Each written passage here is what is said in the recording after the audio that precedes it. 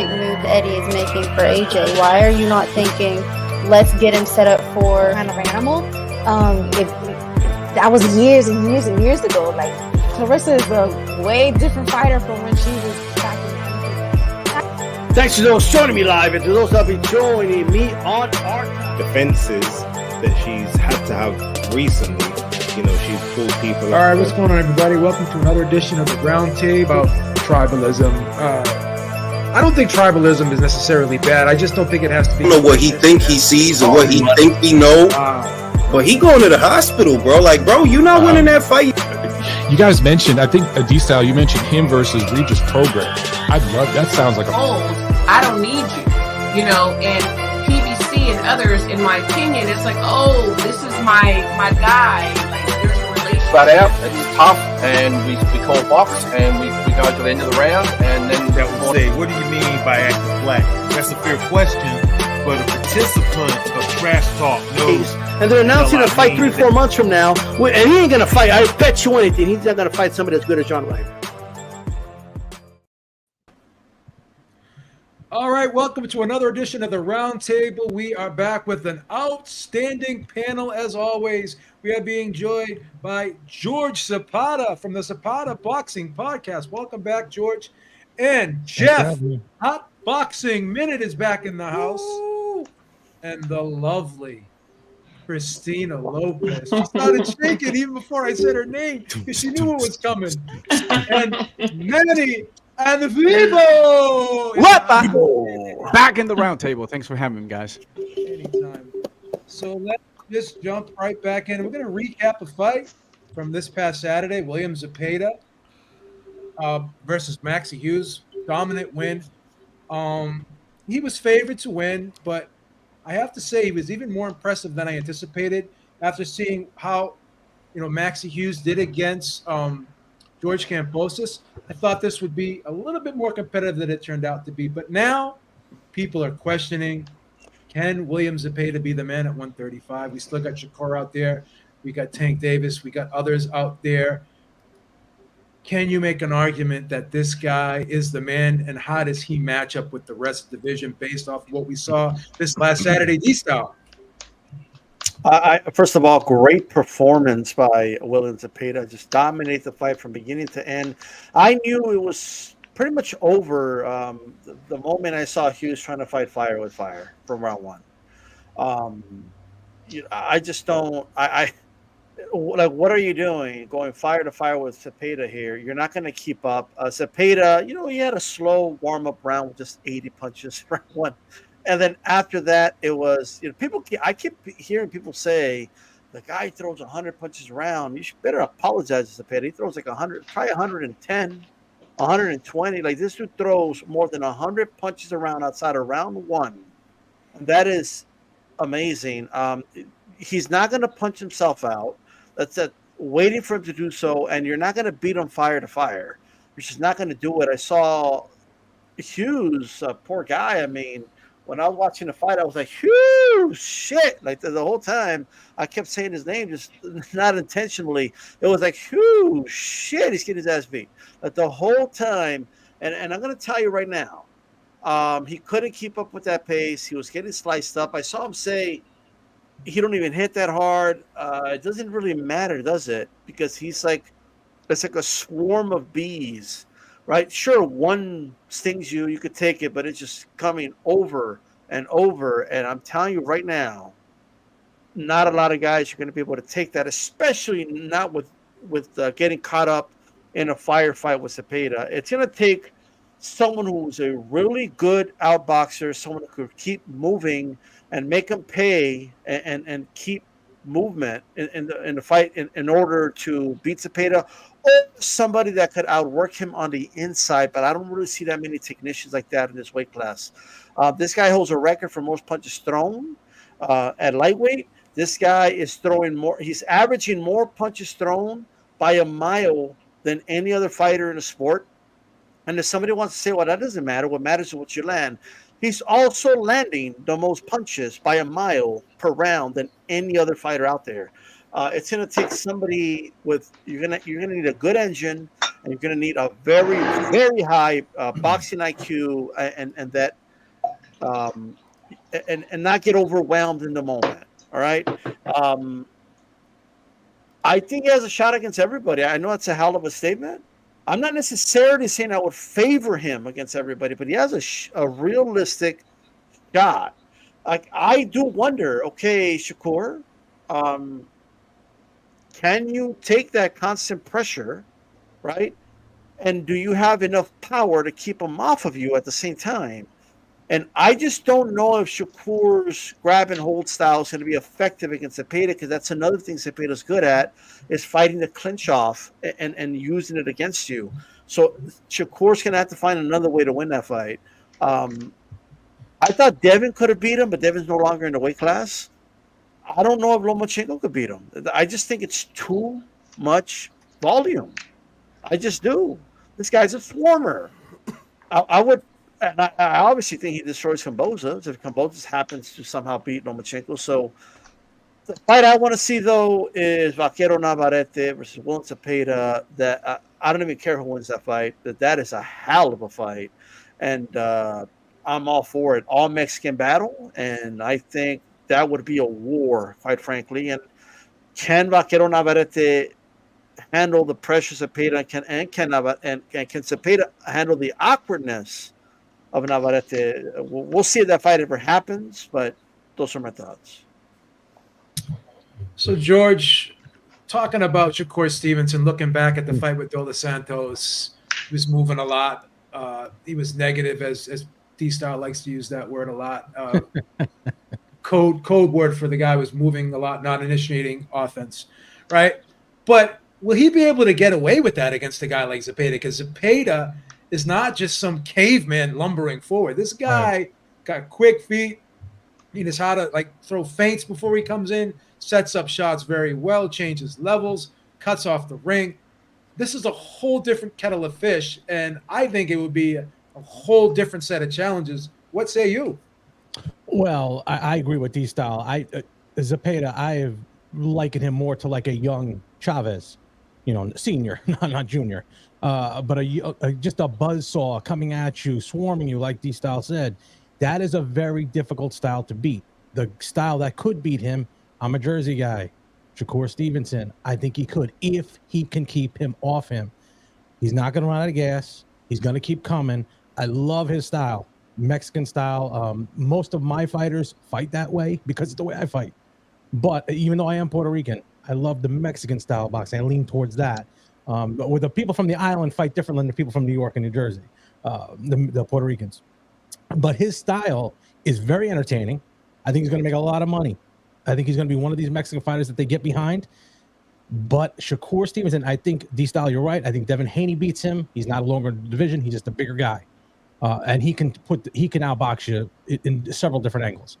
The only thing I would say with Zepeda was I thought if someone it could outbox him, he would have a little difficulty with it, only because he likes to be on the offensive. If he's chasing somebody, he has to get set a little bit, but he does unbelievable body shots. It reminded me of Julio Cesar Chavez back in the day. I don't see anybody other than maybe Lomachenko, because he can move very well. Other than Shakur, I think he's dominant in this division for a long time. So, Jeff, win, lose, or draw, William Zepeda is definitely must-see TV, and he's going to make any fighter in the division let them know that they're going to be in a fight when they fight this guy. How do you think he matches up with the top guys at this division? Oh, he matches up great with all. In my opinion, it's a coin toss with anybody in the division. You might have a slight betting favorite or a slight betting underdog, but William Zepeda, El Camarón de San Mateo, is easily one of the most entertaining fighters in boxing. D-Style already broke it down about his volume. I remember doing the pre-fight in the build-up to the fight with Maxi Hughes. The odds might have changed now. It was something like 104 punches per round, landing like 40 punches per round or something like that. Like, that's just insane output. And I think people who don't practice this art cannot actually fully appreciate it. Even hitting a stationary bag, 100 times around, do that for 12 rounds straight and see if you can do it, let alone something hitting you back and moving. encountering your punches, and you really start to get the gravity of what he does. And in that last fight, each time you see him out there, he gets better with it. The punch variation changes. His ability to feint gets better. His ability to outmaneuver getting on the inside. This isn't a dude just haphazardly throwing punches like, a Mayorga or something like that. He's very intelligent with how he gets inside and how he breaks distance. And he's a problem for anybody. And pick a sanctioning body. WBA, you got Shakur. WBA is Gervonta. I think he fits well under Gervonta's style. You might see something similar to what happened with him and Leo Santa Cruz. But William Zepeda is a whole different animal, a lot larger from the southpaw stance, and he's not quite as predictable as a Leo Santa Cruz is. You obviously got Shakur. What do you do with a volume puncher? They're very, very difficult in a very, very, very well-schooled fighter. Your man from New Jersey mentioned Shakur Stevenson, and even then, I might probably favor William Zepeda just because Shakur's last performance. But I think if you were to give Shakur a 22 by 22 foot ring at a home advantage out there at the Prudential Center, yeah.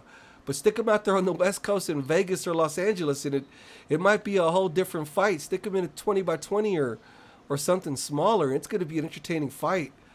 You got Lomachenko and Kambosos. He'd be great. I'd probably favor him against either of those two fighters. And then, of course, you got Denys Berinchyk and your man Navarrete. And the dream fight would be Navarrete and William Zepeda for the classic Mexican shootout. We all love one of those, but on the realistic end of it, I think William Zepeda is going to wait and try to lock down as many of those number one positions as he can. So I see Angel Fierro, who does a lot of work with Golden Boy. I see Navarrete, and I see Top Rank, so I don't know. I think he might end up fighting Angel Fierro next, unfortunately, but we'll see how the cards land.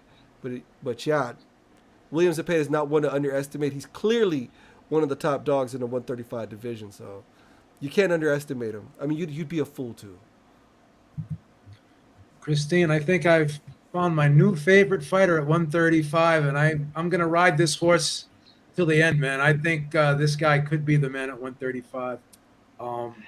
Maybe I'm biased. Maybe I'm biased against Shakur's style. I get irritated sometimes when I see him fight. I know he's talented, but I'll tell you this: I don't get irritated or frustrated when I watch Zepeda fight. What say you? No, I say the same thing. He's totally. He's excitement. He's a little firecracker, and like y'all mentioned before, I mean, he's throwing bunches of punches. And as y'all also mentioned before, Navarrete, and he would be like the dream Mexican all-out war. But we have two champs out there. We have Tank Davis, who's tied up with Frank Martin, Jan, and then Shakur Stevenson.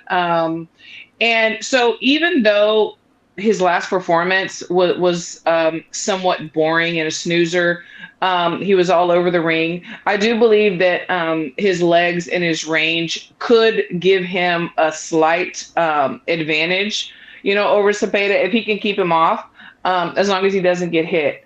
I'm hoping that he goes back to the drawing board and he sees the errors of his ways and his next performance is better. But for right now, I agree. Like, I don't think there's anyone out there that I could say would absolutely just dominate and beat Zepeda.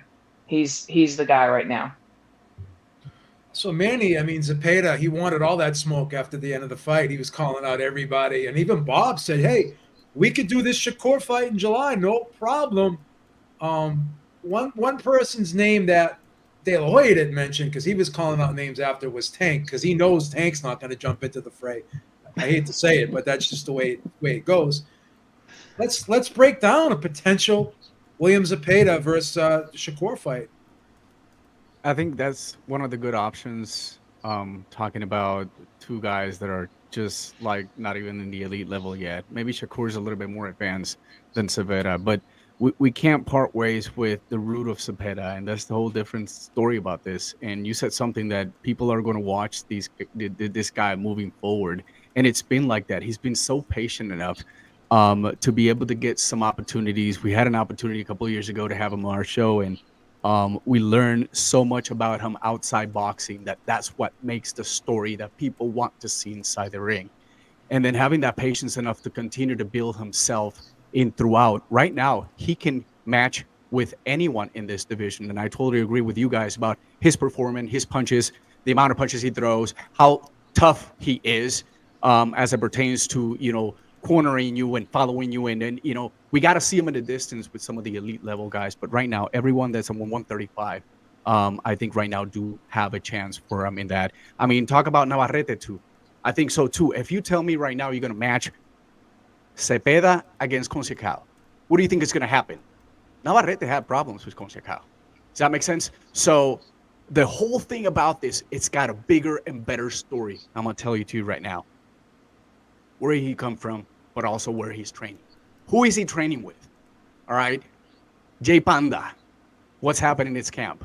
He's building champions. Subriel Matia, Manny Rodriguez, and future one should be this one. I'll tell you what, in a couple of years, maybe this year, not next year, if Cameron becomes a champion, Panda's going to most likely has to be a coach of the year, right? Training in Hiquipilco, in the mountain to 3,000, but I mean, with a lot of excitement around him adds to his story and to what they're building out there, that it's growing a lot. And people are finding out about this stable and how dedicated they are in building true champions. And these are guys that the only person right there that's a Mexican is Camarón. Matias Puerto Rican. What is he doing out there? Does that make sense? We got mountains. We got a lot of stuff. Hey, and Manny Rodriguez, Tocayo, just became a world champion for the second time. So this is an interesting story. This is a lot of motivation this kid's got around him. His passion and commitment for a sport that he never wanted, he always wanted to, but no one around really wanted him to pursue that. He says, I know the challenges. I know the commitment that I need to have for the sport, how to train, where to do it, and have a mindset to really follow that game plan and be patient. That's what makes a great story. Absolutely. So a lot of you guys were mentioning, Emanuel Navarrete. So let's stay on him right now, because it's been announced that he's going to be taking on Denys Berinchyk for the vacant WBO lightweight title May 18th. And this is going to be his first fight. This is going to be his entry into the 135-pound division. And we know Shakur called him out. A lot of people will be excited to fight him because he brings it. He makes for exciting, fun fights to watch for the fans. So let's talk about this. How does this fight play out? Berinchyk is 35, kind of a classic type European style, Eastern European style boxer. How is this going to match up against Navarrete, and how is Navarrete going to handle the jump up in weight? Because Berinchyk has been as high as 140. He turned pro at 140, and he actually moved down to 135. So will this size play a factor in this fight? What do you think, George? I don't think so. I think Navarrete is on the ascent. I think he's at a point in his career where he's going to now look for the bigger fights. He does have to prove himself here against a fighter that is coming down a little bit, because he's got as high as 145, as you said. But I don't see any problem. I really don't. I don't think the European style is made to order for a fighter like Navarrete. And he's aggressive. He's an exciting fighter. I think their promoters are smarter than people think. They like to put these people in where people look good. I go back to real quickly, Munguia against Ryder. They put him in with Ryder because they wanted that Canelo fight they knew he was going to look good. I think they're going to make Navarrete look good here. I think he wins. I think he stops him probably within 8. Okay. D-Style, do you see this fight being a firefight like George says, or you think it's going to be a little tougher than anticipated? I'm not sure, because here's the thing. Like the one opponent I could think of that gave Vaquero problems was Liam Wilson, a big 130 pounder. But then again, I don't know if that was because Vaquero didn't look in that great a shape in that fight. So it's kind of hard to gauge if it was really Liam. How much of it was Liam Wilson? It's always your opponent to a certain degree, right? But how much of it was his lack of preparation? It looked like, because I believe they monkeyed with that scale, because Liam Wilson was not 126 pounds when he stepped on the scale. And Vaquero was supposedly on the money at 130. So I think something was up. There was a guy monkeying with the scale a little bit. So I do believe he was out of shape in that fight. But with that said, nonetheless, it seems to me anyway, he had some issues with the bigger guy, and the lightweights are even bigger than Liam Wilson. So I do think he's gonna find that these guys have better punch resistance because they're just bigger human beings than the guys he's faced before. And it's going to take him longer to break guys down, I think, if anything. But overall, I do think he has an extremely awkward style. I've interviewed some of his former opponents, and they all say the exact same thing about him to a certain degree. And it's always the theme is he was very awkward. When he knocked me down, I didn't think he could hit me with that punch because of where he was. And then before I know it, I'm in the canvas. He's just a very awkward guy and that understands himself, and he understands the opponents in front of him. So I anticipate that he wins this fight. I think Top Rank and their matchmakers know what they're doing, just like George said. And I think we'll see where he goes from there. But he does have the frame to be a lightweight. I will say that. Obviously, he was killing himself to make 130, in my opinion. And now he's in the division he's supposed to be in. And I'm looking forward to see what happens. Yeah, so Manny, I mean, Navarrete is a huge favorite here. He's like a 5-1 favorite, and it's almost like a foregone conclusion that he's going to win this fight. He's going to go on to bigger and better things, unify the division with some of the other top guys in the division. But can Berinchyk kind of upset the apple cart here a little bit? Is it really the afterthought that people are saying it is? Well, he's going to have his moments, but I think the amount of loads of punches that Navarrete throws, I think that's really gonna eventually stop him. Obviously, it all depends. It's how is Navarrete at this moment. We know that Navarrete back in the days used to fight every other month. How much has that taken a toll out of him? He's fighting maybe twice a year now.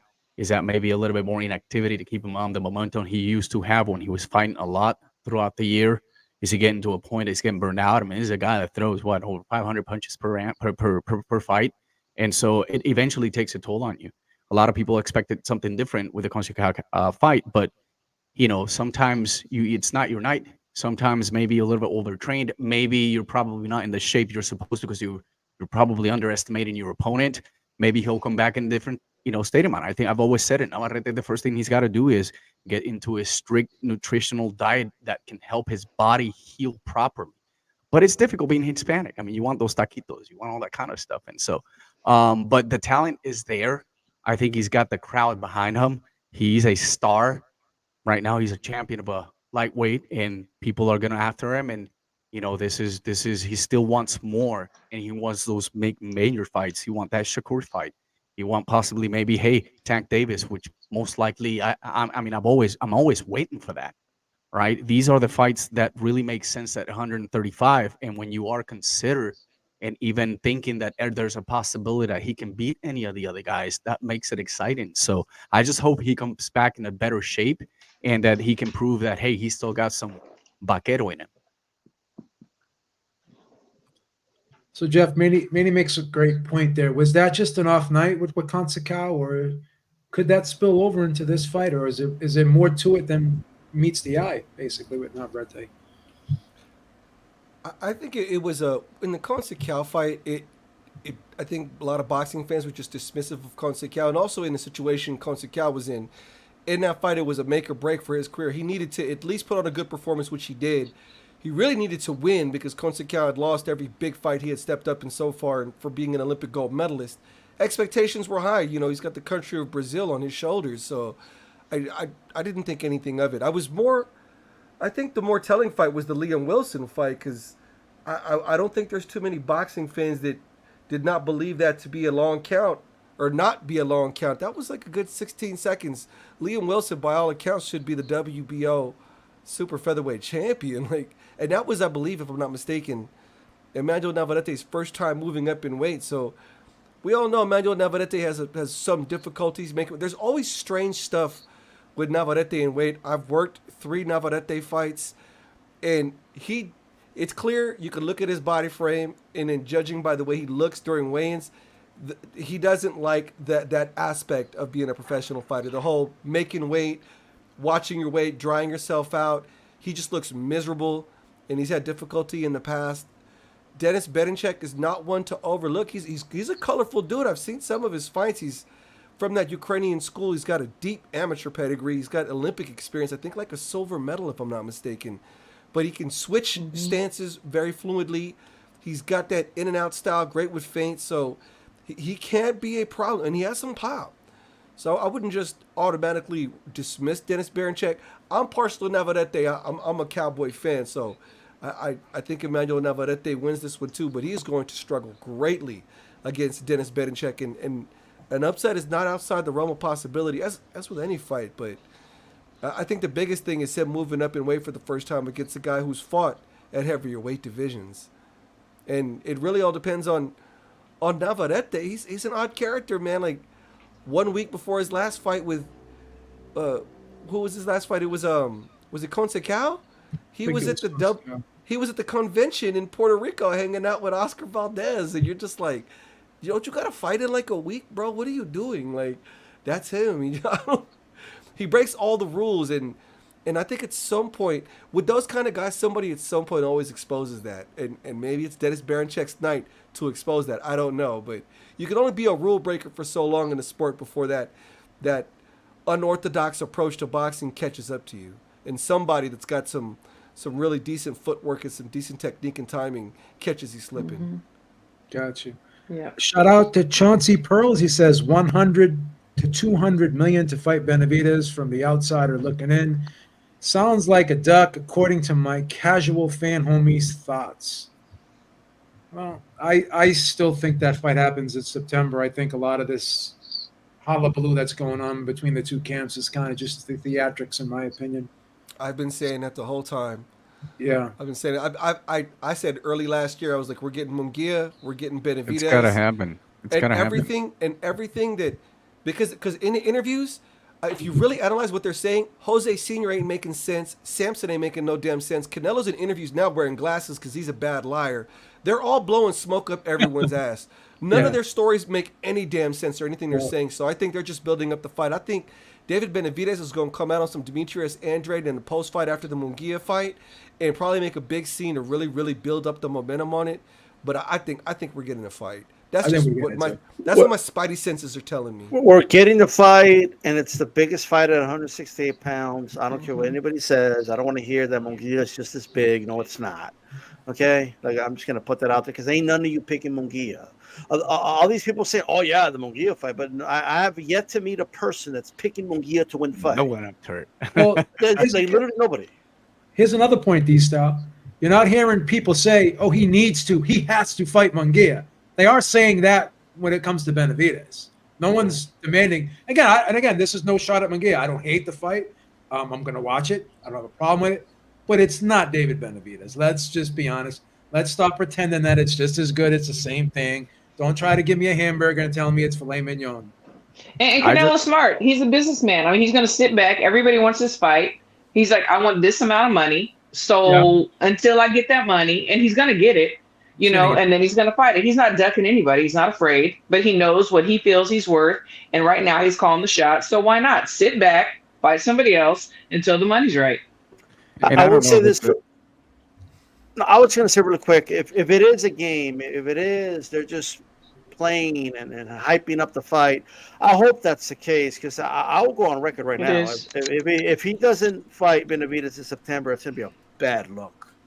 A really bad look. And it's I don't know if him moving up to 175 and then kind of coming back down. He struggled a lot with 168 in the past. So now he's getting up in the comfort zone. So my thought process when he moved up is like, okay, let me try to get a championship up there. That's probably the best way to do it. I mean, we know Canelo's been trying to get 175, being another division world champion.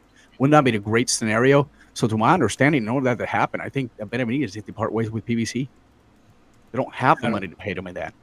That makes sense. So it's not about that Canelo or this or that. It's PBC and Benavidez. So until that happens, until he may part ways with PBC, I don't think it's really going to happen. But when it's going to happen is when it matters. Let's see what happens to Berdovit and Bivol.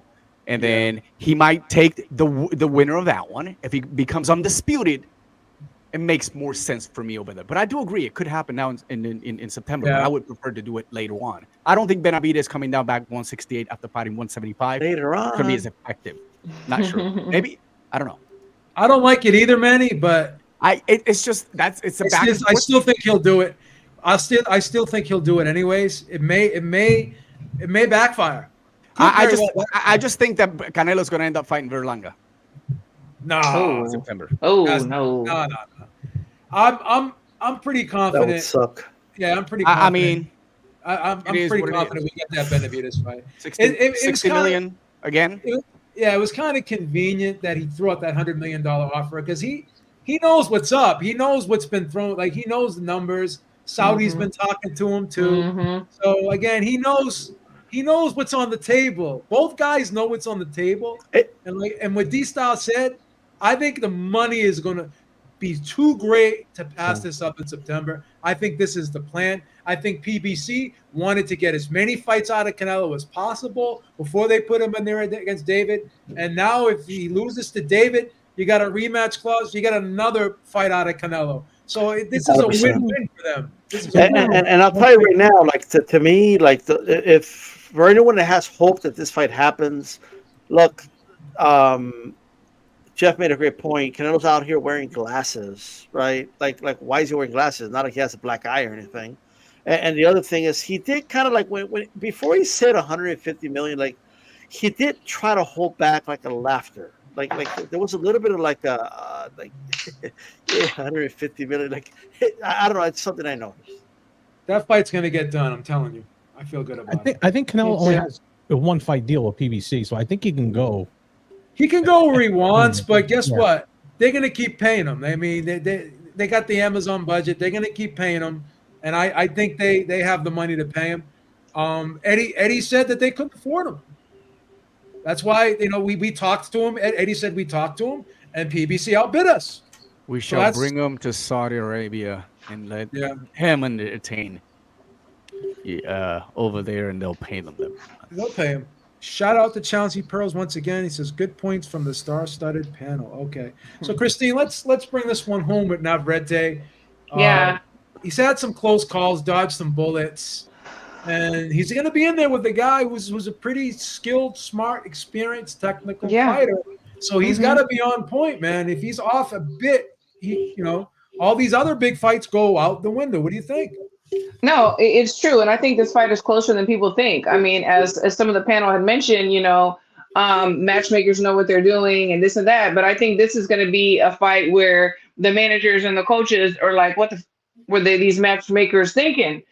Because just as Jeff mentioned, I mean, Denys is an Olympian. He's a southpaw. I believe he switches as well. He has good feet. His angles are freaking phenomenal. I mean, his angles are beautiful. His lead uppercut is beautiful. He also has bunches of punches. And Navarrete, he's hella strong. He has the Midas touch. He touches you and you go down. Awkward as hell. And he's long, but to me, this is going to be a lot closer fight. It's going to depend on who had a better camp, who was at weight at the right time with the right regimen, and I think it's closer than people think it is. And I'm a Navarrete fan, but Denys is something else. He is, and I'm very excited to see this matchup. I don't know who to pick right now. I have to wait.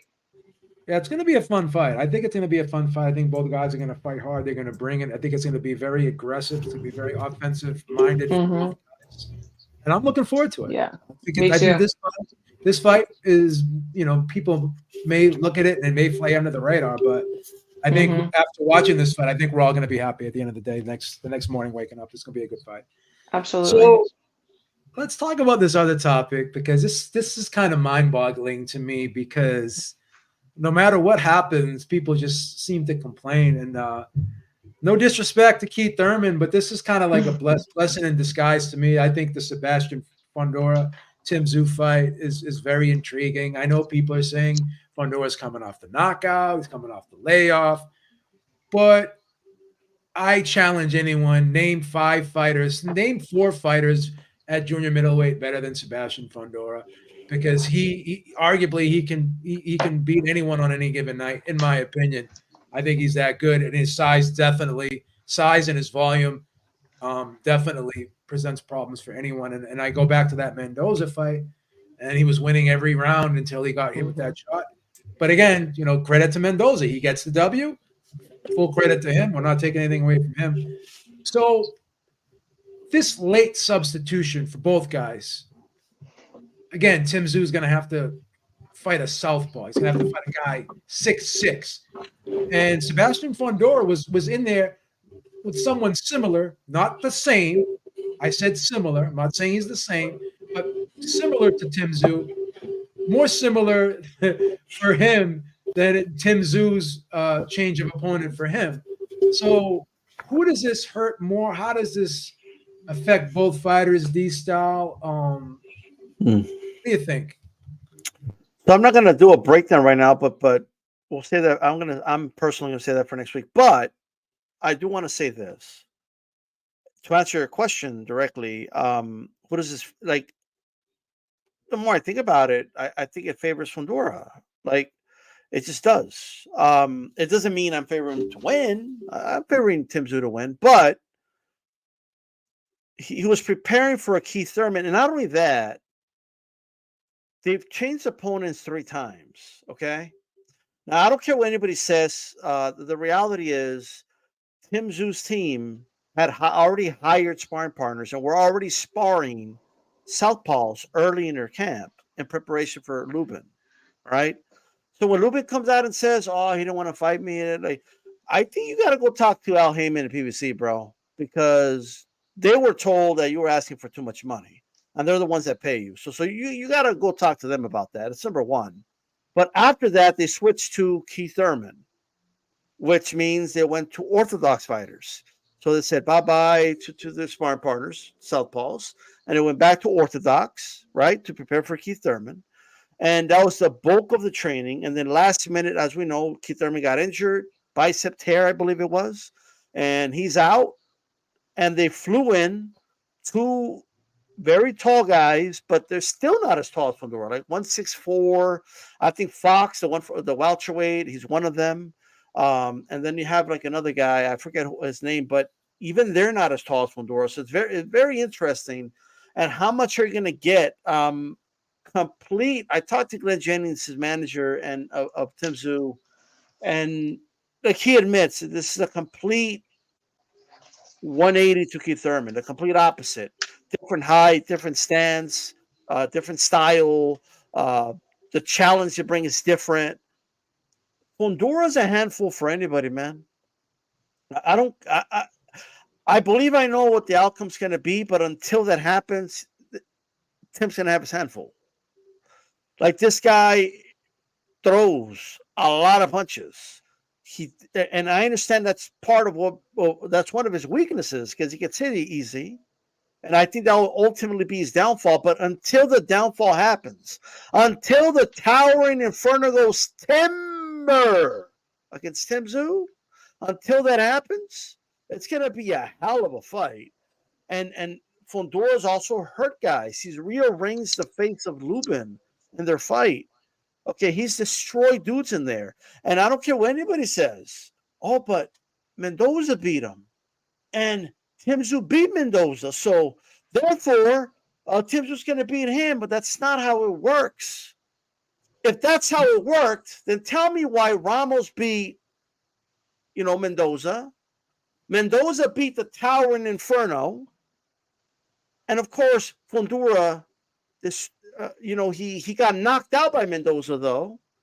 But then Ramos lost to Lubin. You see how I just went around 4 fights? And you would think, if you use that logic, it's not as simple as that. And I understand that the layoff is not doing any favors for Fondura. I get it. I get that he's coming off a knockout loss from a couple months ago, or 15 months, whatever it was, ago. I get it. I completely understand that Fondura shouldn't really be in this position, theoretically, but let's judge it accordingly. This is a last minute replacement, right? And we have to judge it as such. As far as it being pay-per-view, it was already pay-per-view. Like, I don't like it. I wish it wasn't pay-per-view. Nothing I could do about it. But a lot of you guys complaining, you're going to watch it. Maybe you're not going to buy it, but you're going to watch it. So what are you complaining about? Let's just be honest for a second, right? I personally like the fight. I think it's a better fight. Okay, I just think it's a better fight than the Keith. I think the Keith Thurman fight was going to be a one-sided beatdown. If I'm frank with you, Fondura is a real threat. I don't know if you guys saw the side by side. He towers over Tim Tszyu. And one thing I will say is this: against very tall opponents, maybe it's not a good idea to use your jab as much, right? As we saw, even Floyd Mayweather didn't want to use it. Told his cornerman, "I can't use a jab against this guy, against Logan Paul. He's too tall for me," right? But Tszyu doesn't use his jab that much at all. Really. So that's actually going to favor him in this fight. And you know who else doesn't use a jab at all? Fondura. You know who likes to play too much on the inside? Fondura. You know who has a long ass torso, and you know who's a great body puncher? I think I've said too much. All right, but it's going to be a great fight while it lasts. And I don't know if I want to say he's a live dog, but he's going to be a dog in there for sure, Fondura. Yeah, I mean, like I said, I hold Fondura in high regard. I'm not going to throw the baby out with the bathwater just because of one fight. I still think the kid's got a lot of potential. I think he's a handful for anyone. And I don't have a problem with this. I mean, Lubin turned the fight down. Not sure if Ramos was offered the fight. He's coming off of a loss too. So where do you go at this point? I think Fondura is definitely, in my opinion, he's a top 5 junior middleweight. In my opinion, people can argue and debate me if they want, but just look at his rankings. I mean, he's in the top 7 or 8, top 5 in all the sanctioning bodies. So I don't have a problem with this fight, Jeff. What say you, man?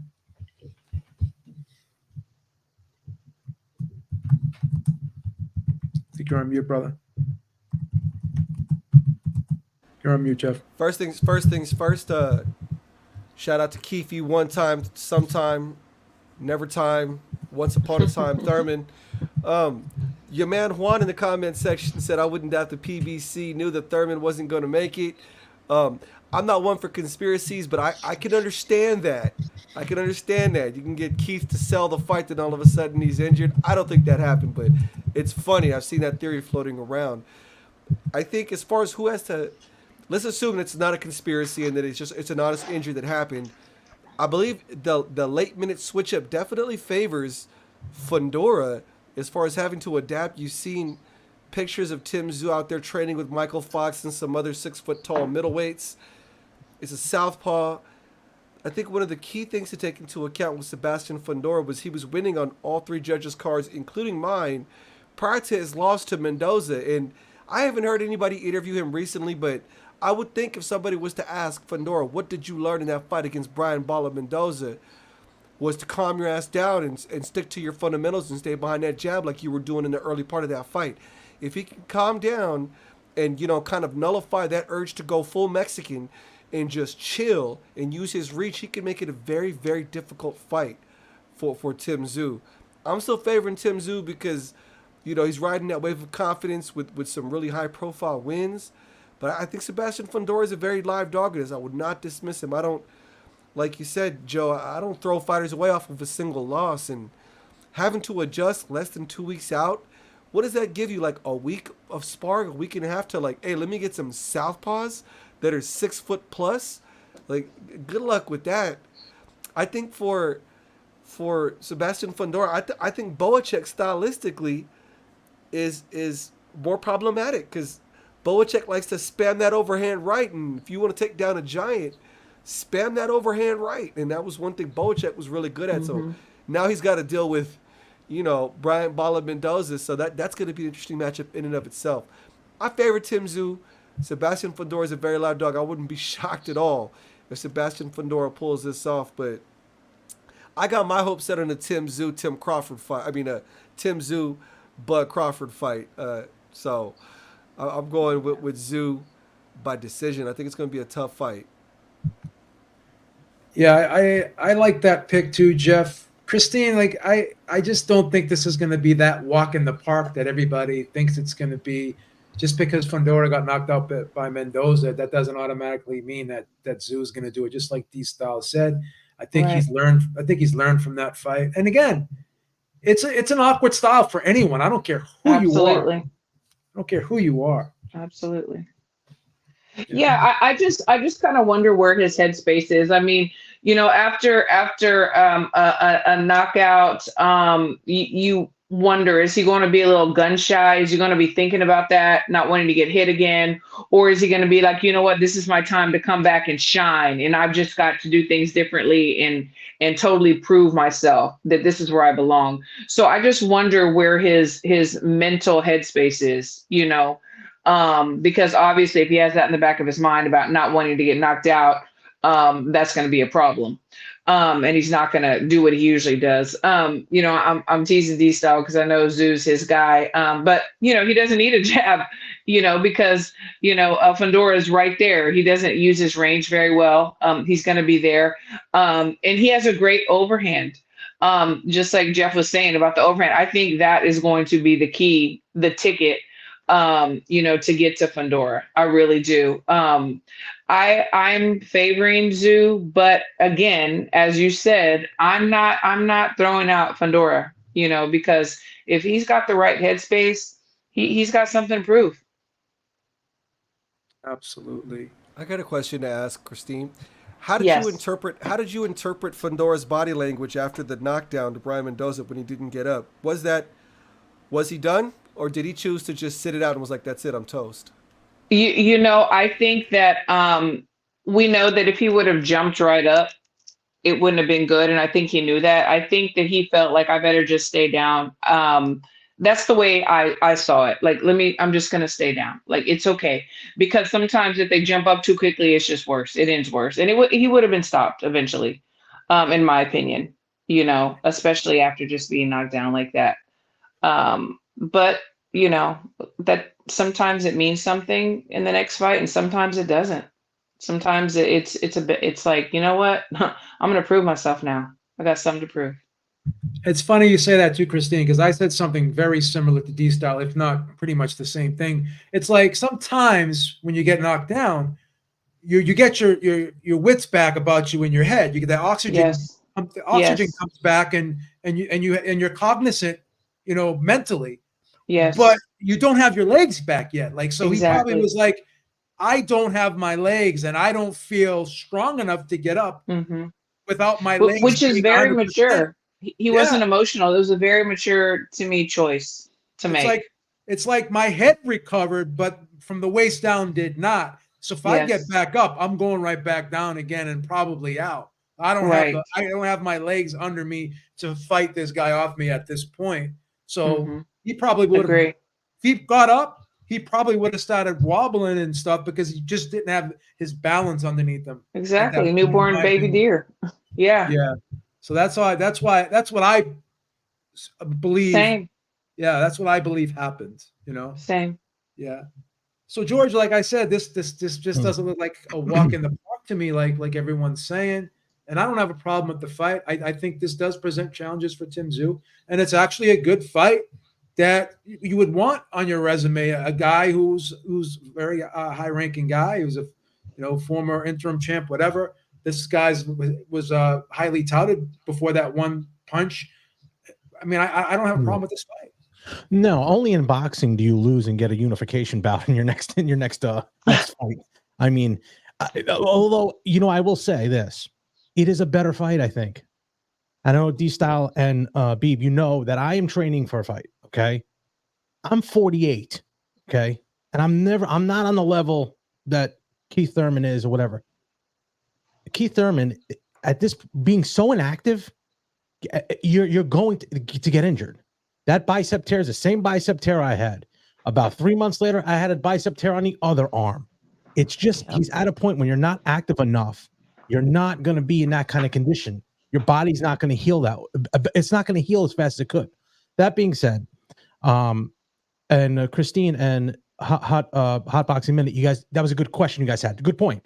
I noticed that too about Fondura when he went down. He was like, I kind of want out of this. I don't really want it. But I will say this. Fondura fights the wrong way. For someone that big, he reminds me of Diego Corrales. Loves to fight inside, loves to bang with you. And he shouldn't do that. He should 6'5.5". You got to keep that guy outside. So I think in this fight, the promoters, I'm not saying there was a conspiracy like D-Style was thinking there of having Fondura on the show, which I think a lot of these promoters are doing now, so they could just put somebody in, similar to what the Haney Garcia fight is. They have Barbosa sitting on the side. So it's a quick push in. I don't think this is going to be as competitive as people think because of, like Christine was saying, his mental capacity at this point. You're coming back from a knockout, going into a unification bout against a guy who is streaking. Tim Tszyu is a very good fighter. He's a very good fighter. I've seen multiple fights of his. He's a very good fighter. Keith Thurman, I think Keith Thurman, this is going to be the end of Keith Thurman. I know someone who had seen camp with him. Yeah, there was multiple injuries here. There was multiple. This just happened to be the one that finished it off. He was not looking good. He was not. And at that being said, I think if Tim Tszyu was in there with him, it would have been a blowout. I think he does beat Fondura. I do believe he stops him, actually, honestly. Because I think Tim Tszyu was streaking. And but it's a better fight. It's a better fight. I think it's a better fight for their first show, their first prime show, which it gets the ball rolling. This is very good for boxing. It's actually very good for boxing. So that's just my 2 cents in it. It is actually a better fight. Maybe not financially for PBC because they're bankrolling this, but ultimately for us, it's a better fight. And it's a unification bout. So let me ask you this, Manny. We'll go a different route. Did Mendoza put that crack in the chandelier, and is that chandelier no longer shatterproof anymore because of that crack that's in there? Now, when it gets hit again, there are going to be more cracks, and pretty soon the chandelier is going to just shatter completely. Could that have happened to Fondura at this point? I think it does. It has. It's in his mind, and I agree with what Christine said. You got hit one time, right there. Are you going to be conscious at all times about that? Anthony Joshua did the same thing after he fought Andy Ruiz. Right, next few fights after that, he wasn't the same because he got hit so hard. He's never been hit that way, and his concern was always to be in the defensive side of it. And I was rooting for Fondura in that fight against Mendoza. And someone asked me, "Man, you're too bullish on Fondura. Why is it?" And I said, I'm not. I'm not underestimating Mendoza. The only way that Mendoza can win if Fondura gets too comfortable and makes the mistake. And that's exactly what happened. And so now, knowing that Fondura has that capability to be exactly the same way he did against Mendoza with Tim Tszyu, he cannot make any mistakes. Tim Tszyu gets better and better and better in the late rounds. He doesn't stop punching. Neither of Fondura, but it's the different style that he's got that I think that Tim Tszyu, and this is what makes this fight interesting, is Tim Tszyu and D-Style just really, broke it down just perfect. And it's the time frame in where actually this happened, in when you're fighting and training against someone much taller. How do you change your concept? What is it like to change now, going from, one-time style now going into Fondura? Who are we going to bring into camp? And thank you for highlighting those names on these style. What are you going to bring into camp to be able to get the most out of it? Today, it's 9 days of the fight. That happened a couple of days. I think they're probably maybe not even comfortable right now, or maybe at the point they wanted to be in the camp at 9 days away. I mean, Christine knows this a lot. Your training camp starts winding down. Changes like this in that short amount of period of time, you can't intense your training because you're going to be exhausted by the time you get to the fight. So peak early. Exactly. Peak at the wrong time. Not at all. So I'm thinking here. So the talent that Tim Tszyu's got and the heart of a champion, I think that's the only thing that can get them in the late rounds. And just watch for that opportunity, because Fondura, it's been known for that. Even with Campos, he also made a few mistakes. He actually got caught a couple of times. But, I mean, he dominated in the fight. But still, a powerful guy like Mendoza, and now someone that also has power and he's got a pretty good, ring IQ and knows how to corner you and being able to keep the pace, throwing the punches, eventually that distance that Fondura needs to keep, it's going to wind down a little bit and he's going to get you in the inside. And I think right now, because what you guys said, and Habib, yes, that's in your mind. Is it going to come later on when you finally get caught? It just stunned you. But now you're starting to think, okay, and I'm winding down. How are you going to sustain yourself to 12 rounds, championship rounds? Is he going to keep the same intensity? We've seen Tim Tszyu do that. Fondura, he just keeps throwing punches, but I just don't know how powerful they are at the end of the stretch rather than I've known and I'm seeing and I'm comfortable with Tim Tszyu going down the stretch. So let's stay right here again because we had Terence Crawford sit down with the president of the WBO. They had that press conference, I think it was a couple weeks ago. So you knew something was brewing. They said something big was happening. And shortly thereafter, Terence Crawford has been announced by the president of the WBO that he's going to be the mandatory challenger at junior middleweight for the WBO. And he's going to face the winner of this fight if he wants to. But that big question is, does he want to take this fight right away? Or will he take another fight in between? Because he's been inactive for a while, Terence Crawford, and these guys would just be coming off of a fight. So they'll need some time off, and that fight probably won't happen for, if it were to happen, they probably wouldn't happen for another 4 to 5 months. So again, does Terence Crawford need a fight in between? Or how do you think this whole situation plays out, Christine? Because we heard Crawford being mentioned with Chris Eubank Jr., but I heard that was just a rumor. Yeah.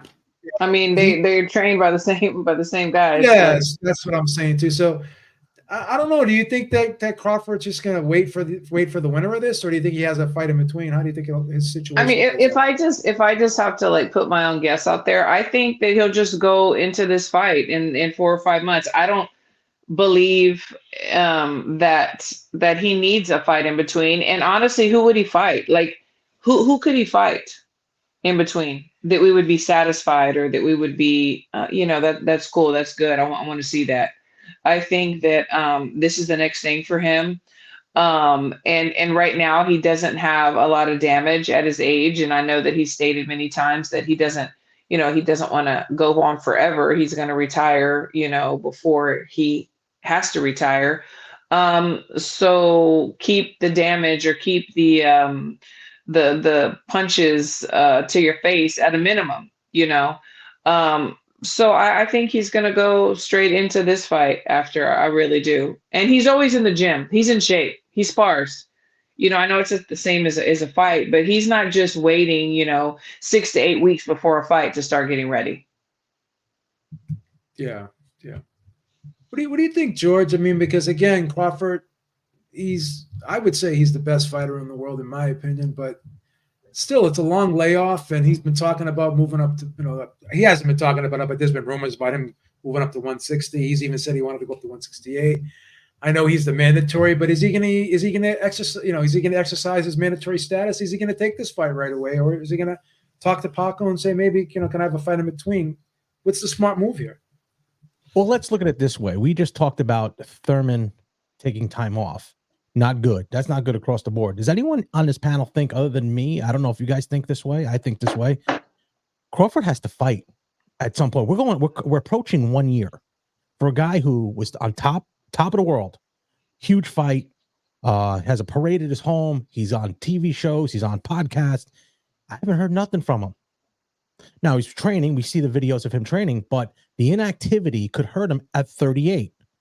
I said just in the last statement, Tim Tszyu is accelerating. He's going forward. I'm not saying, but he's a big, comfortable guy at that weight. That is a tougher fight for Crawford coming. And I think he goes straight to the fight. I think he goes right to the fight to fight that, because I think I think his hourglass is going down a little bit. I know that sounds a little crazy, but 38 is still 38. It's like the Jake Paul, Mike Tyson fight. 58 is 58. I don't care what it is. So 38 years old, coming off a fight where 1 year of inactivity, 1 year of a hard training camp, that takes its toll on your body. Not saying Tim he doesn't beat them, but I think he does take that fight. He has no other option. Canelo's not said no. He's not going to fight Charlo. That makes no sense at all. But the only money fight he has, I believe, is Tim Tszyu in Australia coming in September. That's what I would think. Yeah, yeah. So do you agree with that, man? Do you think he goes right into that fight, or do you think he takes something in between, or do you think he goes in another direction, moves up to 160? What do you think? What do you think's going to happen? I mean, I've never been bullish on Crawford. I mean, I think in the last few fights, I've been on the boat, and I think I've had a lot of conversations with Christine about this in the past. But if there's someone out there that is different, it's an animal. He understands, and I get your perspective, George. You're absolutely right. And then that was my thought at the beginning. You have to stay active. Other than that, how do you know you're going to keep the speed of of the sport inside the ring? Sparring is different inside the ring.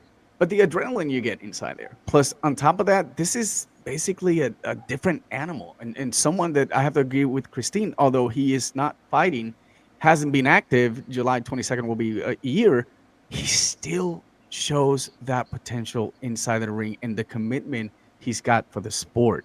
All right, there's one thing that you lay off and you part ways with your training, or maybe you're training, but you're not taking care of your health, the way you eat, the way you sleep, the way you train. And we know for a fact that Crawford is just that. He sleeps, eats, and breathes boxing. So for that, I have no problem for him waiting 5 months. It makes sense. Who am I going to fight now? What? Do I want to fight someone that the fans want to fight? And the fans want Butinez. Let's defend the unified 147 against a youngster that is kind of proving himself. He's ready for show. He was basically given a title. And what is it for him? I think Crawford right now is for bigger and better things. He's waiting for those. He has the right to sit there and analyze and say, who do I want to fight? Why? Because all the components I talked about. It doesn't matter if I'm active. There's some people they need to stay active. I just don't think Crawford is that kind of guy. And I think right now at 38, absolutely, yes. But at the same time, correction, 36. Like 36, basically his age, 36. 36. So if you ask me right now, I think he's okay. I think he's fine. And I think he probably has to wait for this. This is the next big fight that can happen with, to him in this state of his career. And Tszyu is a perfect style for him. Just saying. It'll be great. It'll be great to see that fight. And by the way, as it pertains to the Fondura and Mendoza, that was a fight. Fondura and Tszyu, that was a fight that has to happen.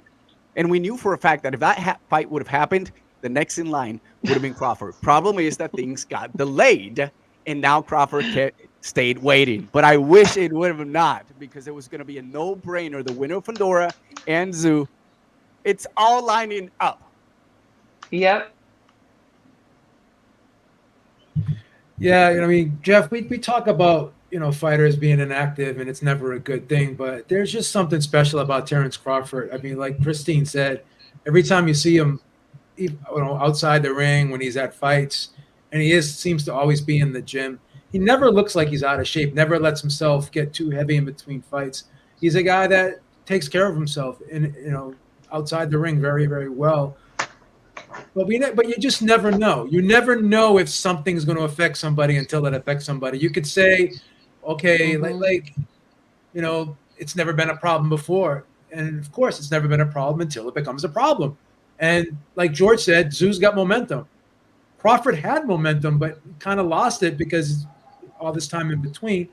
But I don't know. I still don't think that's going to play into the fight.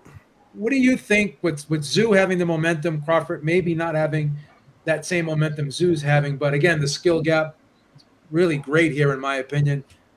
Does any of these things really play a factor, or does Crawford just take this fight and win it in an exciting fashion and go on to become an undisputed in 3 weight classes? Inactivity. Well, that George mentioned the inactivity thing. And it's 36. I think we come to that. Everyone has pretty much hit on all the points I would have hit on. It's hard not to take the inactivity into account. It will have been more than a year by the time he probably steps in the ring. What if he ends up having to step in the ring with a Sabastian Fondura? Like, imagine that size difference there. But, inactivity is a career killer for many, many, many fighters.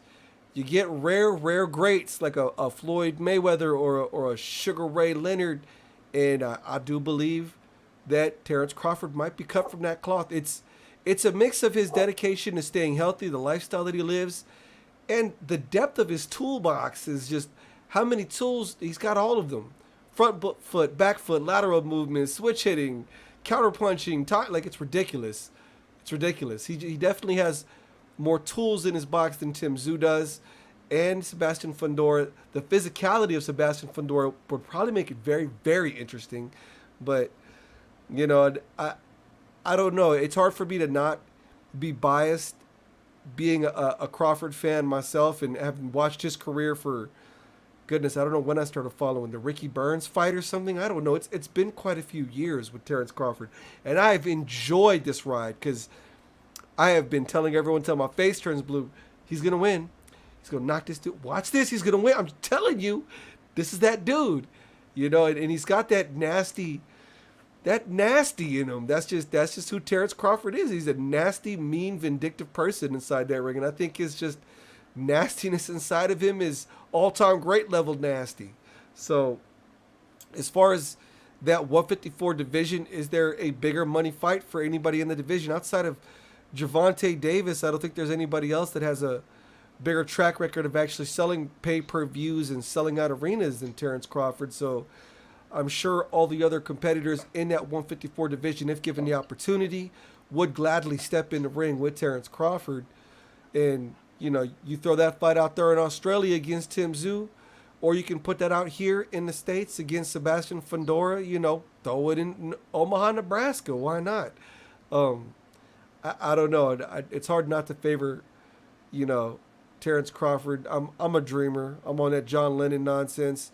I want to see the Canelo Terence Crawford fight. So if he ends up getting some unified belts at 154, keep getting chunkier and chunkier, and get that big payday fight with Canelo, so he can walk away from this game with a huge bankroll.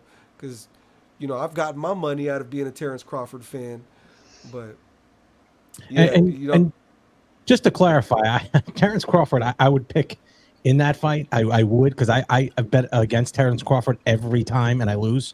But I do. I don't know why. I do. I just, for some reason, I do.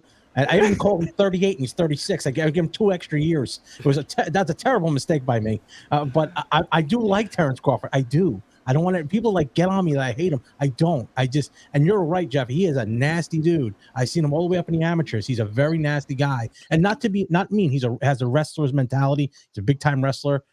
He just is a nasty guy. You guys are right. I'm not. I want to clarify. I am not against Terence Crawford, because boy, do I get hate for it. Hey, that's okay. I was 50-0 with Mayweather, so it's fine. I lost 50. So D-Style, I mean, you've talked to Tim Tszyu's manager, Glenn Jennings, and this is a fight that they really want. They've been kind of pushing for it. Do you think it happens next? And do you think Crawford it's simple. Yeah, it's pretty simple. If Crawford wants you to get, Paco's not even needed in the situation. They're already talking. Paco just wants to make himself more important. Like, oh, the WBO is ordering it. Ordering what, bro? Like, if Crawford wants to fight, yeah, okay, Paco. Okay, yeah, Paco. They need you.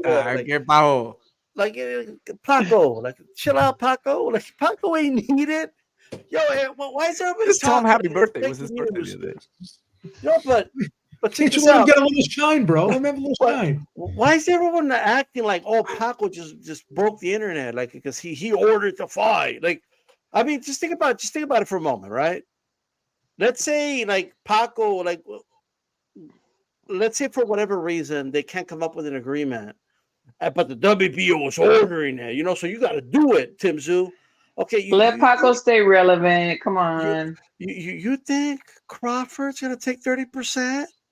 You think Crawford's gonna be like, oh yeah, totally, let's do a purse bid, and Tim takes 60, I'll take 30. That ain't gonna happen. Paco ain't need, move out of the way, Paco. Okay, like you ain't need, like just take your 3%. Okay, chill, have your whiskey and chill. Okay, I just don't like that. Like, let me just put it this way. These sanctioning bodies always do things to make themselves like more important than they really are. Okay, they do it all the time. Now, Paco's trying to maybe catch up to Suleiman a little bit. You know what I mean? But Paco, what you got to do. You got to get like a Crawford or a Tim Tszyu cap. Wear it while you go on your lives, like Suleiman does with Canelo caps. Okay, be a total fanboy of one of the fighters. Okay, and another thing, look out for mental health and let a dude just ride out 2 straight years without defending the belt. 3, isn't it 3 years now with Jamal? Ay, hombre. This is crazy. So anyway, I just wanted to say that. Look, both teams have already had talks, and it really is this simple. If Terence Crawford wants to fight, Terence Crawford's going to get the fight. And it's not going to be in Australia. People need to stop. I'm sorry, Jeff. Stop saying Australia. Tim Tszyu's team's made it clear. It's going to be in Vegas. They've made this clear. Like, they've made it clear multiple times. They're not going to go back to Australia. They want the fight in Vegas. That's where they want it. And I'm sure Crawford will take the fight in Vegas, right? Oh, yeah. Why? It's very simple. They already have the pay-per-view money from Australia. They already have that money. So when people say things like, oh, it would be bigger to sell it in Australia on pay-per-view, it's already Sunday. Over there in Australia on Sunday, they don't go to church. Okay, they watch Tim Tszyu fight on Sunday afternoons. Okay, call them heathens for. Call them heathens. Last 3 fights were Sunday afternoon in Australia to prepare to bring him to the States. So when he's fighting prime time here, he's Sunday afternoon over there. That's already a done deal. It's not going to go over there. And let's be honest, Crawford's not going to go to Australia. Like, he just isn't going to do it. I'm sorry. Okay, I don't care what anybody said that he's a dog, he's a beast, and he ain't gonna go to Australia. I could guarantee that right now. He will not go to Australia. You could screen share this and send it to Crawford. He won't go to Australia. Okay, like, it is what it is. Everybody knows it. Okay, and I'll keep it real. They will give him the respect, and he will be the A side of that event. He will. It will be Crawford Tszyu. All right, and so it will be in Vegas. And here's one more thing. They're already in serious talks, but there's only one man, in my opinion, that's keeping this fight from happening. See, this isn't a matter of does Crawford is thinking about it, and this is all about Crawford wanting to fight Canelo. Okay, he wants a Canelo fight. That's really what it is. So this could be the second opponent that Canelo snatches from Tim Tszyu. Right? He did it with Jamal. He did it with Canelo. I'm sorry, he's going to do it with Tim Tszyu because the situation is the opposite here. If Canelo wants it, then I'm sure Crawford's going to do the fight. There's no doubt in my mind he'll do it. So it's just a matter of Canelo, right? But if it's true, if what you guys are saying is true, that Canelo's going to fight Benavidez, that's already in the works. Benavidez is going to bust out with an Erdogan Lara or Andrade and invade the press conference, and they're going to do that fight. Then it is what it is, right? But I will say this. It'll have to be late June, July, and that sounds about right. That sounds about right to me, okay? But it's a matter of what Canelo's going to do. Like, it's about Canelo, like he's kind of the guy that it's weird, right? He doesn't just his movements don't impact just his division, it impacts multiple divisions, and in this case, it's impacting this division right now. So, and can somebody please tell me where Jamal is at? Because I swear to God, I really want. After Crawford beat down Spence, right? And he looked out to the crowd, right? And he like grabbed his crotch and like while the ref is counting Spence out, by the way, which is the most gangster shit I've ever seen, right? I wanted to see that fight.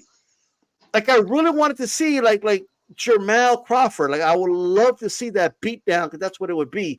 But with all that said, okay, Christine, I know you really believe in Crawford, and you know what I mean. You were bad boys with Crawford, and he's your dude. I believe in Crawford like you believe in Tim Tszyu. I'm not delusional. Listen to me. I'm not delusional. Crawford is the best pound for pound fighter on the planet. So favoring him to win is like me waking up in the morning. Like that's a given. Okay, hopefully tomorrow. Knock on wood. I'll wake up in the morning. Yeah. Like I would say like don't drinking coffee in the morning. I have or pissing first thing in the morning. I'm gonna tell you right now. that's a tough fight for Terence Crawford. Okay, Ivan Nishon give this dude problems. What do you Hey, think nobody Terence said it Crawford wasn't can going to do? be tough. I'm telling you Nobody right said now, it it's wasn't a going to be tough tough, fight, bro. and I wouldn't count out Tim Tszyu in that fight. I just wouldn't because he's younger. Well, well, He's you know younger. what? He We can can match swap him with. houses. I'll put my house up. You put yours up. What's that? Okay, he's younger. Christine wants people to be homeless out there. The Russians, like Khabib, they like to grapple on the inside. If he wants to grapple on the inside, okay, he's got his dad's timing. And let me tell you something. He's becoming slowly just even more versatile, in my opinion, than even Cassius was. I'm a fan. I'm a fan. I'm but just saying, he's not at that level yet. But let me just put it this way. Well, look, will he ever be at the level of a Crawford? Crawford is a once in a generation fighter, so who knows, right? But what I will say is this: that is a fight that would be massive. I think everybody will be on board with that fight, and I do think that Crawford's profile has increased after the Spence fight. After that performance, and he went on Joe Rogan, he went on multiple podcasts. His profile has grown immensely, and he was on In the Ring with Christine too. He was. Oh my goodness! His profile has grown immensely, and like that's a fight I want to see as a fight fan because I believe those. If Crawford, I'm sure he's already. Can we call him a 154 pounder? Not officially, but if he's there, so let me ask you this: so do you believe that a fight with Tszyu would sell more than a fight with Canelo? No. Okay, I'm just asking. Look, I'll say this, and the last thing I'll say to answer your question, I honestly believe Crawford Canelo does like 3 million buys, bro. I know that sounds crazy. 3 million. I think The streaming era, I don't think so. Yes. Oh yeah. The whole streaming thing is that's a crutch that promoters and guys have used as an excuse to explain why the sport isn't as popular anymore. Okay, that's just the truth. I can tell you that right now. If that was true, right, then why are the most streamed fights the most sold fights of all time? Right, the more fight is streamed, the more it's sold.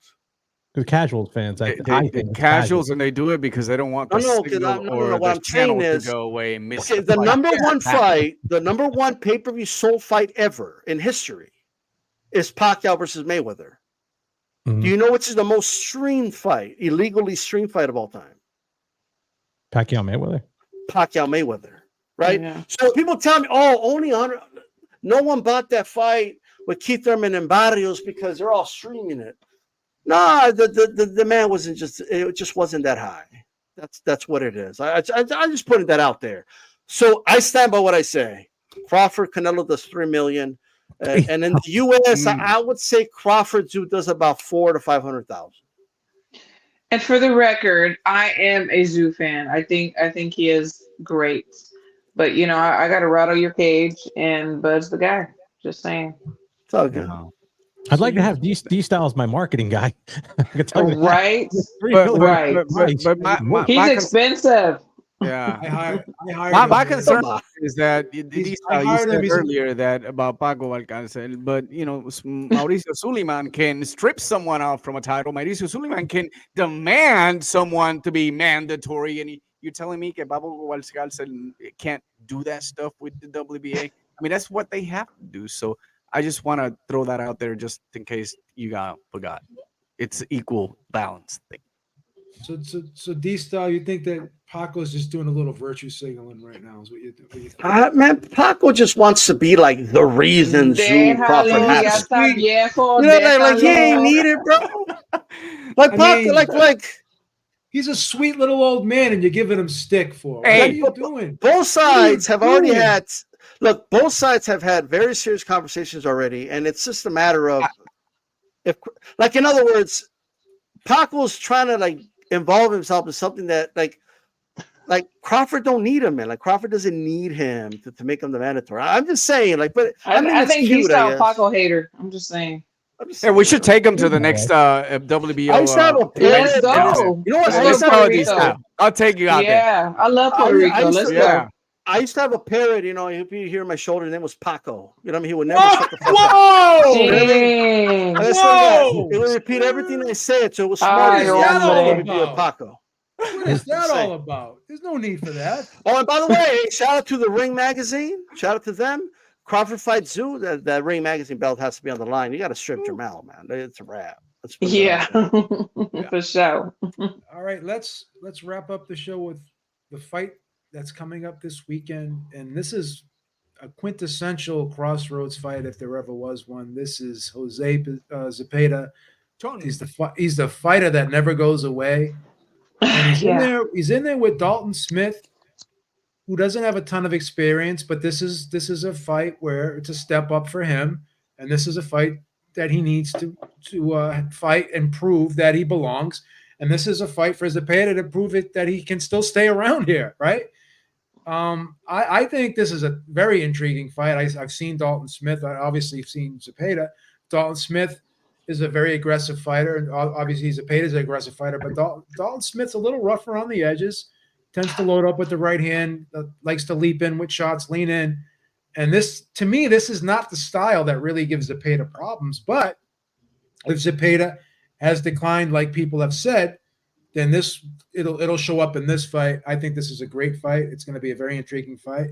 Not the two biggest names in the world, but I think another fight that at the end of it, we're going to be like, wow, this was a fun fight to watch.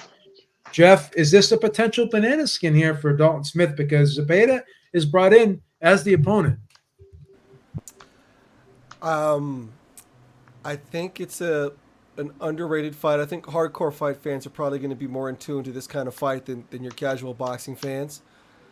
Gosh, when was the last time that Chon was out there in the UK? Was it the Terry Flanagan fight? How many years ago was that? Jose Zepeda is a very, very experienced 140-pounder. Obviously, he's got that one-punch knockout power we saw in his fight with Josue Vargas. And he's a warhorse, but he's been through the ringer in a couple of fights, and he's only lost against the best in his division. And Dalton Smith is on the come up. Dalton Smith is on that cusp of breaking past the Euro mold and going into international waters. He won that British title like 2 years ago and just kind of fast tracked. Got the Commonwealth title after that. I think that was his last fight, wasn't it? Where he got the Commonwealth? Or I'm not sure which order, but I mean, he got a nice knockout over Sam Maxwell in his last fight. And I'm more prone to think I'm prone to favor Dalton Smith. He's been out here at Churchill and getting his sparring in there with Manny Robles. He's been getting down with all the Mexicans out here. I had one of my homeboys who's a kind of a bigger 140-pounder who's kind of putting the beats on everybody out there in the LA area, and Dalton Smith kind of got the fade the first day, but Dalton Smith came back. Other people from the Matchroom stable didn't want any more of my homie, and I'm not going to say no names, but so Dalton Smith got that dog in him. He's down to fight it out, but I don't think that's the approach here with Jose Zepeda. I've also got a gym mate who's sparring with Jose Zepeda, and he's putting hands on Chon. So he told me he seems a little worn for wear. No knock to my man, but that's just what I've been hearing from my peoples in the Los Angeles area sparring out there. If Dalton Smith doesn't overreach and uses his youth and his well-disciplined boxing skills, because he's got a deep amateur pedigree, he fights well behind the jab, he's got a strong enough straight right hand to counteract Jose Zepeda. With Jose Zepeda, his goal to really winning this is to make it a rough fight for Dalton Smith, to really get up in his face and to take advantage of the fact that Dalton Smith has only recently gotten a chance to train with the SoCal Mexicans, really disrupt that rhythm of that traditional European amateur style.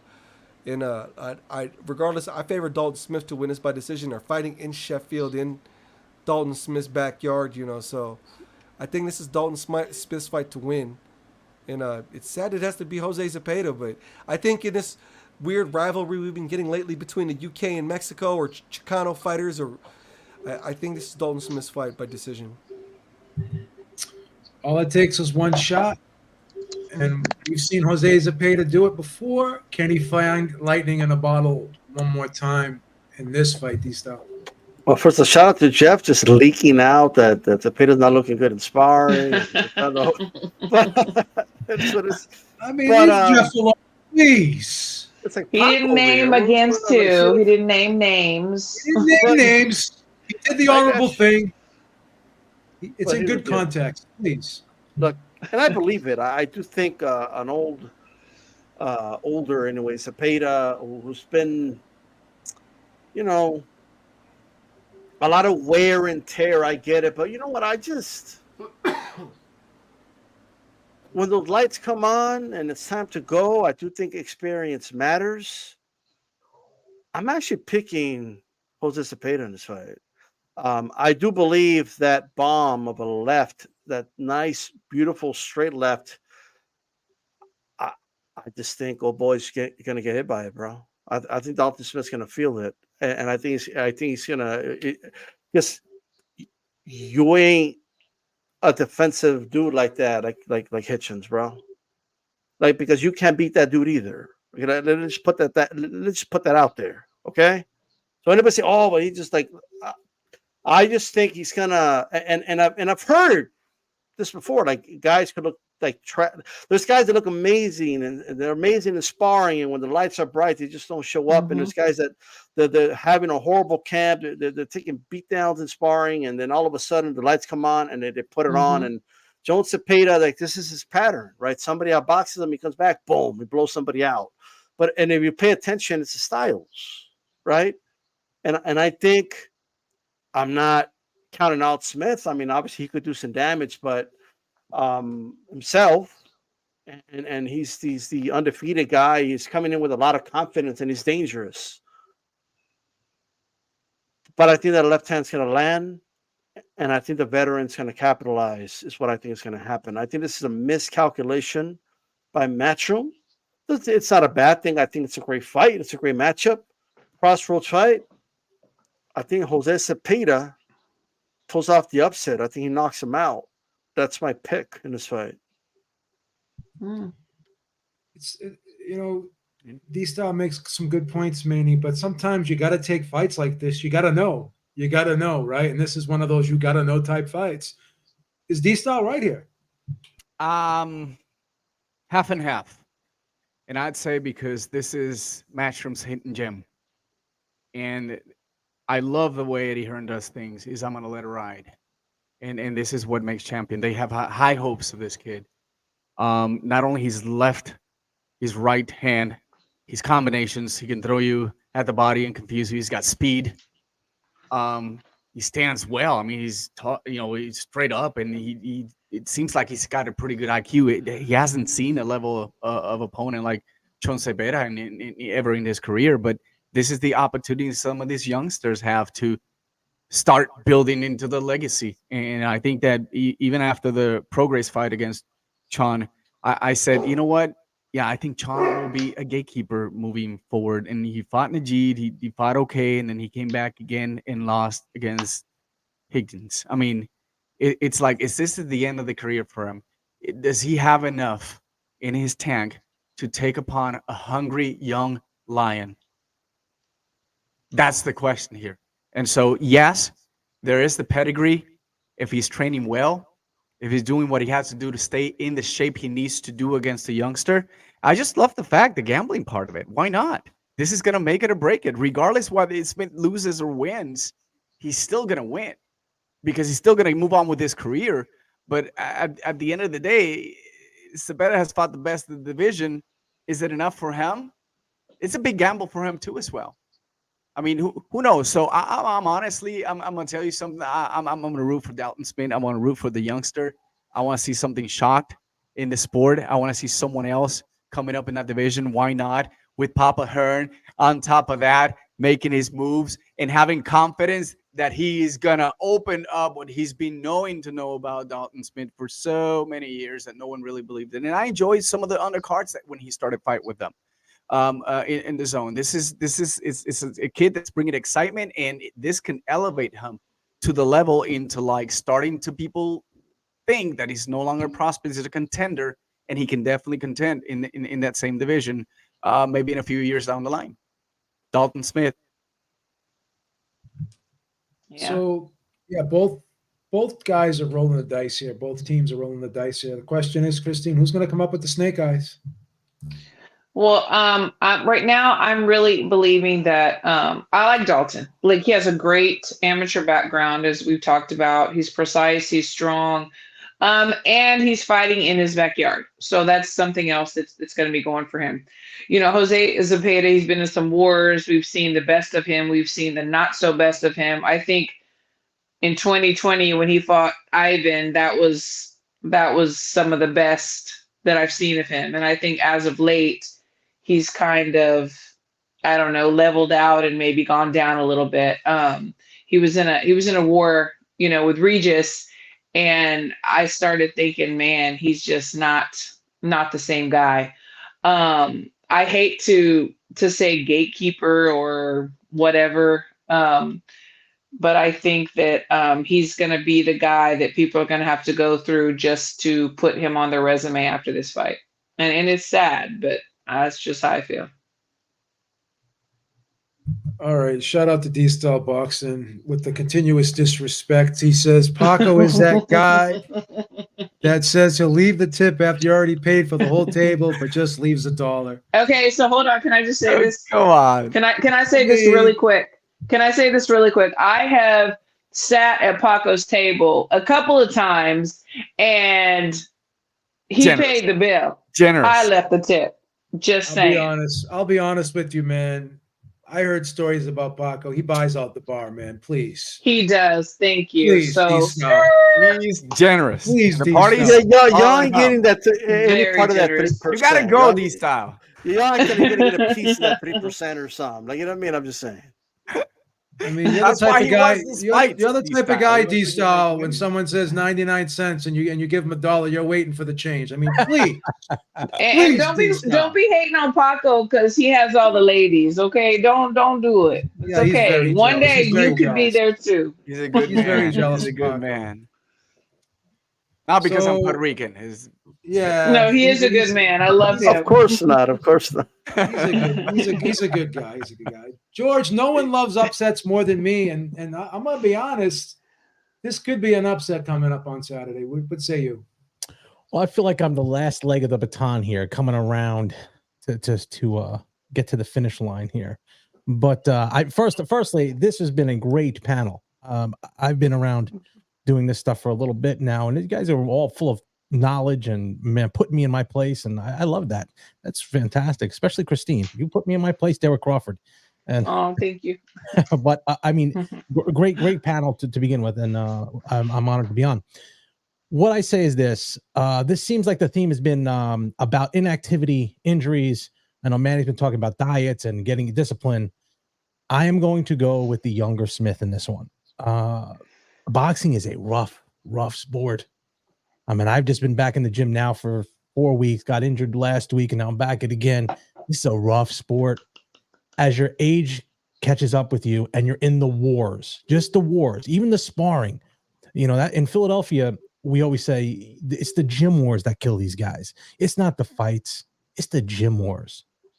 Zepeda's been in a lot of fights, good and bad. Christine, you're right. They're good and bad. You've seen the good and the bad of them. A young guy like a Smith coming up like this, Eddie Hearn, smart guy, Papa Hearn there, pushing him the right way. This will be his test, though. This will be his test. If he passes this, he elevates his status, moves on to the next. But Beeb, I know you love upsets. I know you do. And D-Style wants that one-punch knockout. I don't see it happening. I think the deck is stacked against him a little bit, going over to his hometown. Yeah. I still see Smith coming out here with a victory. Maybe not impressive, maybe not a knockout.